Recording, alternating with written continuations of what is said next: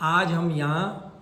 कामवन स्थित श्री नरसिंह जी मंदिर पे आए हैं और बड़ा हमारा सौभाग्य है कि आज मलूक पीठ से जुड़े भये और या नरसिंह मंदिर जी के महंत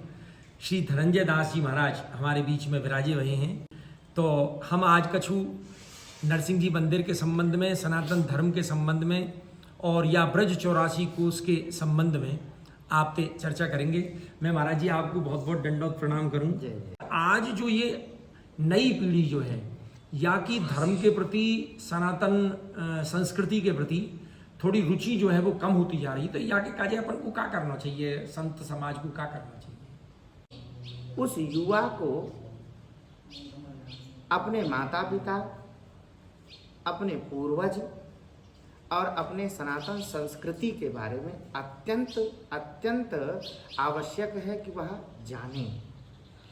इसके लिए सबसे पहले उनके माता पिता भी अपने बालकों को जितने वर्ष वह उनके संग रहता है, चाहे वह बालक हो चाहे वह बालिका हो, जितने वर्ष उनके संग रहे, कम से कम उन माता पिता को चाहिए कि अपने बालक के हृदय में सनातन के प्रति और अपने संस्कारों के प्रति उनको सचेत करते रहें।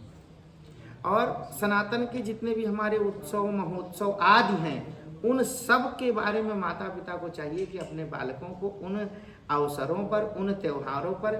पास में बैठा करके उस त्योहार का महात्म और उसके बारे में माता पिता उनको जानकारी दें कि ये होली है, ये दीपावली है और ये नवरात्रि है, ये गंगा दशहरा है, ये अमुक उत्सव है, ये हमारी परंपरा है और ये हमारे देवता हैं, हमको इस प्रकार से इनकी पूजा करनी चाहिए। आज बालक मानता तो है कि भगवान को प्रणाम कर लेना चाहिए, लेकिन अन्य वो कुछ नहीं जानता। हाँ, सही है। ना तो उसको कोई संस्कार मिलता है। और एक विशेष बात,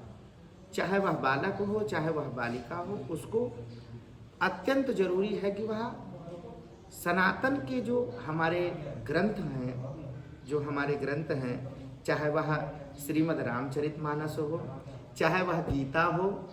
चाहे वह श्रीमद् भागवत हो, चाहे वह भक्तमाल हो, इन सब ग्रंथों को आजकल सब हिंदी में और इंग्लिश में सब उपलब्ध हैं। तो उन सब का भी अध्ययन थोड़े समय जरूर करना चाहिए। उनको नित्य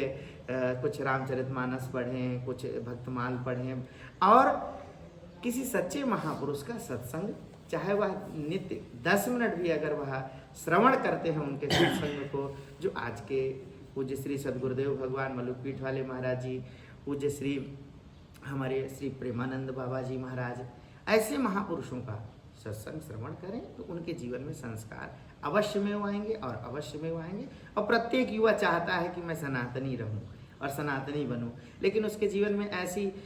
स्थितियां पैदा हो जाती हैं कि वह चाह कर भी वो जान नहीं पाता है। इसलिए प्रत्येक माता पिता के द्वारा ही उनको संस्कार हो और प्रत्येक युवा, चाहे वो बालक हो चाहे वह बालिका हो, उनको एक बात विशेष ध्यान रखना चाहिए, अपने जीवन में किसी ना किसी एक महापुरुष का संरक्षण उसके जीवन में जरूर होना चाहिए। किसी ना किसी एक महापुरुष का, जो उसके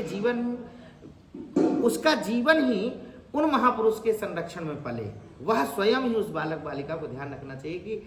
अमुक महापुरुष हमको ऐसा कहेंगे तो हमारे